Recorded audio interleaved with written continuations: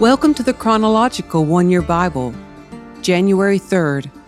Today's reading includes Genesis chapter 7, verse 1 through chapter 10, verse 5, 1 Chronicles chapter 1, verses 5 through 7, Genesis chapter 10, verses 6 through 20, 1 Chronicles chapter 1, verses 8 through 16, Genesis chapter 10, verse 21 through 30, 1 Chronicles chapter 1, verses 17 through 23, and Genesis chapter 10, verses 31 and 32.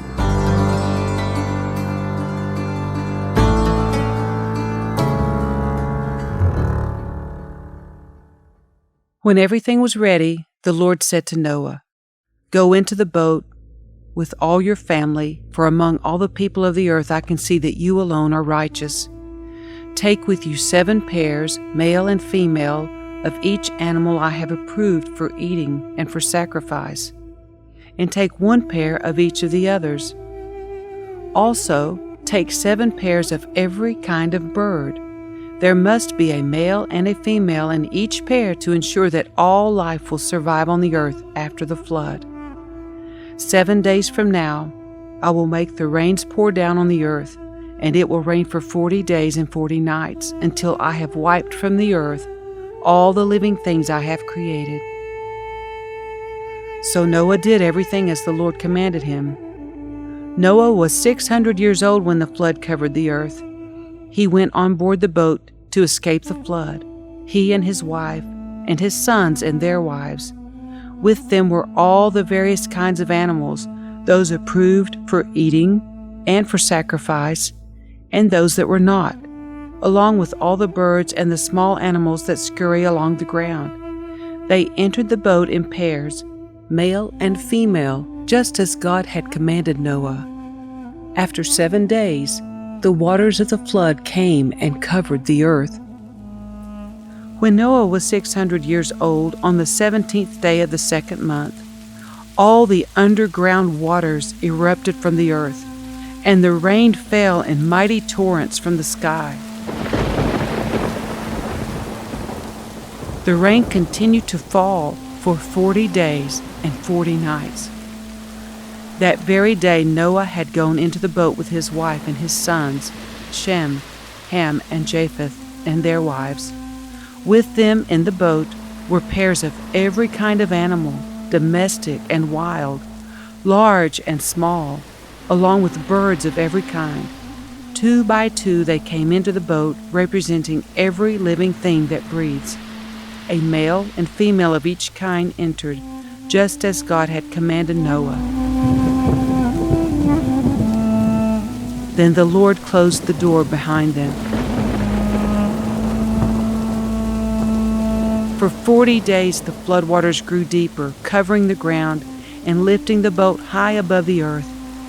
As the waters rose higher and higher above the ground, the boat floated safely on the surface. Finally, the water covered even the highest mountains on the earth, rising more than 22 feet above the highest peaks. All the living things on earth died: birds, domestic animals, wild animals, small animals that scurry along the ground, and all the people. Everything that breathed and lived on dry land died. God wiped out every living thing on the earth: people, livestock, small animals that scurry along the ground, and the birds of the sky. All were destroyed.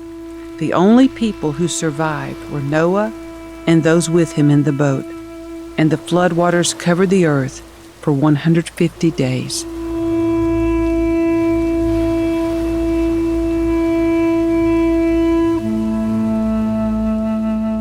But God remembered Noah and all the wild animals and livestock with him in the boat.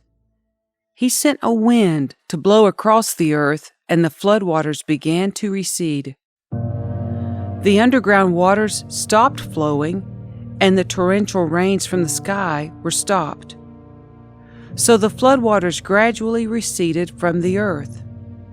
After 150 days, exactly 5 months from the time the flood began, the boat came to rest on the mountains of Ararat.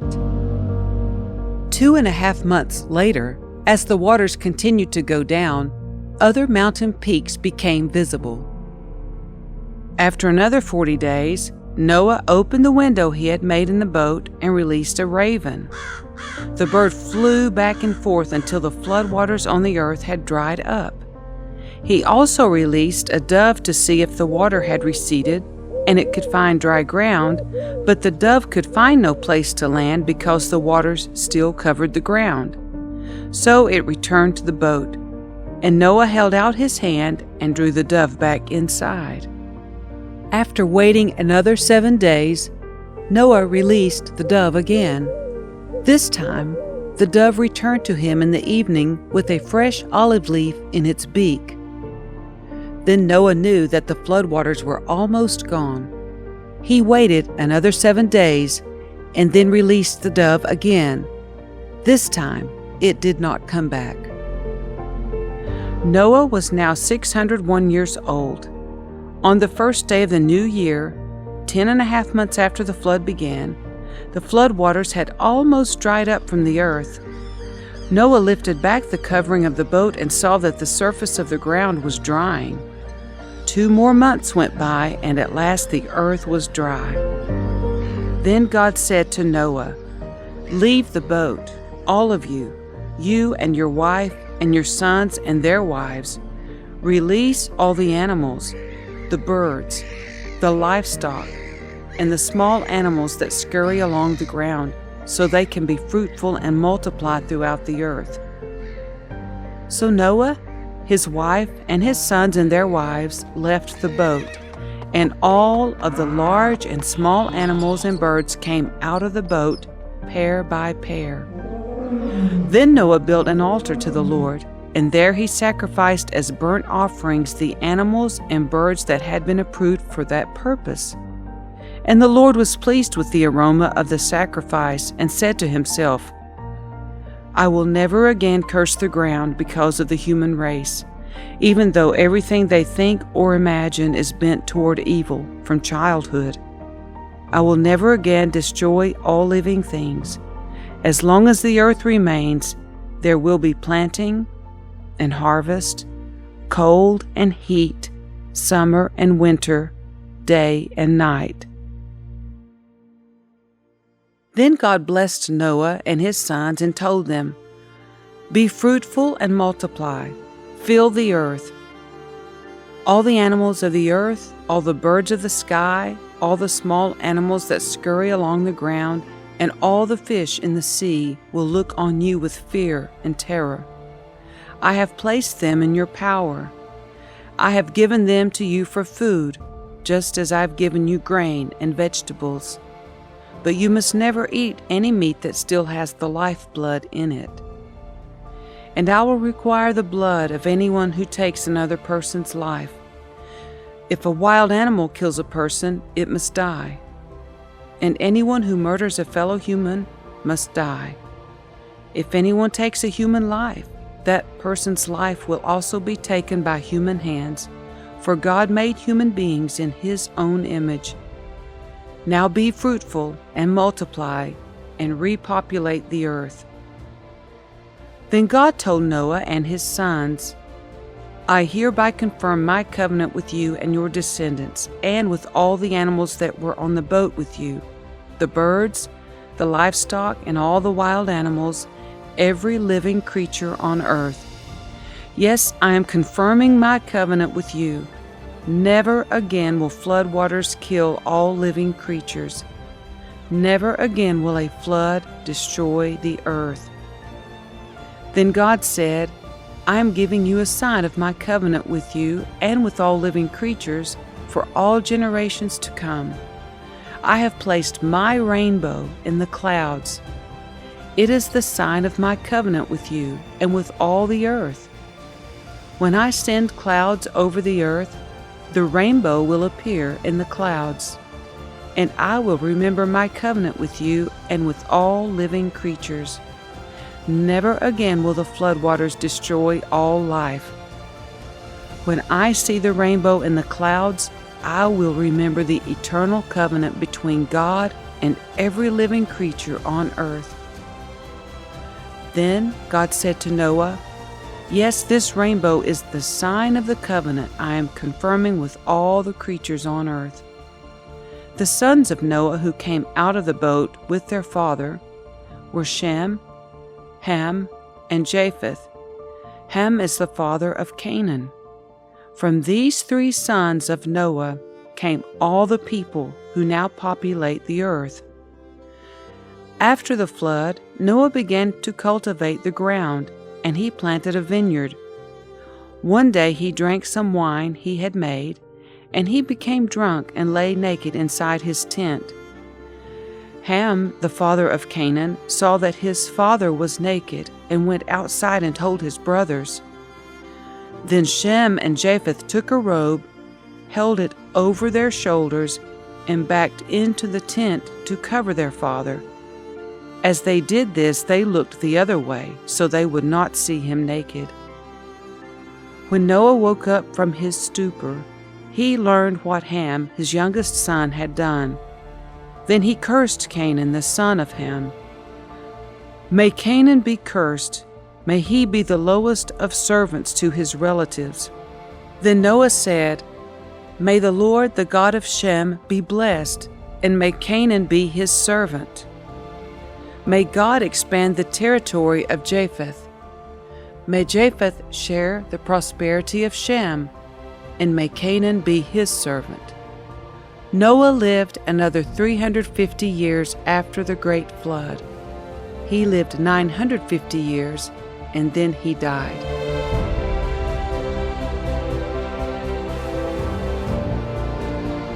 This is the account of the families of Shem, Ham, and Japheth, the three sons of Noah. Many children were born to them after the great flood. The descendants of Japheth were Gomer, Magog, Madai, Javan, Tubal, Meshech, and Tiras. The descendants of Gomer were Ashkenaz, Riphath, and Togarmah. The descendants of Javan were Elisha, Tarshish, Kittim, and Rodanim. Their descendants became the seafaring peoples that spread out to various lands, each identified by its own language, clan, and national identity. The descendants of Japheth were Gomer, Magog, Madai, Javan, Tubal, Meshech, and Tiras. The descendants of Gomer were Ashkenaz, Riphath, and Togarmah. The descendants of Javan were Elisha, Tarshish, Kittim, and Rodanim. The descendants of Ham were Cush, Mizraim, Put, and Canaan. The descendants of Cush were Seba, Havilah, Sabta, Raamah, and Sabtika. The descendants of Raamah were Sheba and Dedan. Cush was also the ancestor of Nimrod, who was the first heroic warrior on earth. Since he was the greatest hunter in the world, his name became proverbial. People would say, "This man is like Nimrod, the greatest hunter in the world." He built his kingdom in the land of Babylonia with the cities of Babylon, Erech, Akkad, and Calneh. From there he expanded his territory to Assyria, building the cities of Nineveh, Rehoboth-ir, Calah, and Rezin, the great city located between Nineveh and Calah. Mitzrayim was the ancestor of the Ludites, Anamites, Lehabites, Naphtuhites, and Perizzites, Casulites, and the Caphtorites, from whom the Philistines came. Canaan's oldest son was Sidon, the ancestor of the Sidonians. Canaan was also the ancestor of the Hittites, Jebusites, Amorites, Girgashites, Hivites, Archites, Sinites, Arvadites, Zemarites, and Hamathites. The Canaanite clans eventually spread out, and the territory of Canaan extended from Sidon in the north to Gerar and Gaza in the south, and east as far as Sodom, Gomorrah, Admah, and Zeboim near Lasha. These were the descendants of Ham identified by clan, language, territory, and national identity. The descendants of Ham were Cush, Mizraim, Put, and Canaan. The descendants of Cush were Seba, Havilah, Sabta, Ramah, and Sabtika. The descendants of Ramah were Sheba and Dedan. Cush was also the ancestor of Nimrod, who was the first heroic warrior on earth. Mitzrayim was the ancestor of the Ludites, Anamites, Lahabites, Naphtuhites, Pasrusites, Chalcihites, and the Caphtorites, from whom the Philistines came. Canaan's oldest son was Sidon, the ancestor of the Sidonians. Canaan was also the ancestor of the Hittites, Jebusites, Amorites, Girgashites, Hivites, Arkites, Sinites, Arvadites, Zemarites, and Hamathites. Sons were also born to Shem, the older brother of Japheth. Shem was the ancestor of all the descendants of Eber. The descendants of Shem were Elam, Ashur, Arphaxad, Lud, and Aram. The descendants of Aram were Uz, Hul, Gether, and Mash. Arphaxad was the father of Shelah, and Shelah was the father of Eber.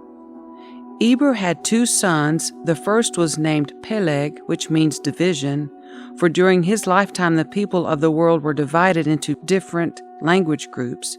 His brother's name was Joktan. Joktan was the ancestor of Almadad, Sheleph, Hazarmaveth, Jerah, Hadram, Utsal, Dikla, Obal, Abimael, Sheba, Ophir, Havilah, and Jobab. All these were descendants of Joktan. The territory they occupied extended from Misha all the way to Sephar in the eastern mountains. The descendants of Shem were Elam, Ashur, Arphaxad, Lud, and Aram. The descendants of Aram were Uz, Hul, Gether, and Mash. Arphaxad was the father of Shelah. Shelah was the father of Eber. Eber had two sons. The first was named Peleg, which means division, for during his lifetime the people of the world were divided into different language groups. His brother's name was Joktan. Joktan was the ancestor of Almadad, Sheleph, Hazarmaveth, Jerah, Hadram, Utsal, Dikla, Obal, Abimael, Sheba, Ophir, Havilah, and Jobab. All these were descendants of Joktan. These were the descendants of Shem identified by clan, language, territory, and national identity. These are the clans that descended from Noah's sons, arranged by nation according to their lines of descent. All the nations of the earth descended from these clans after the great flood.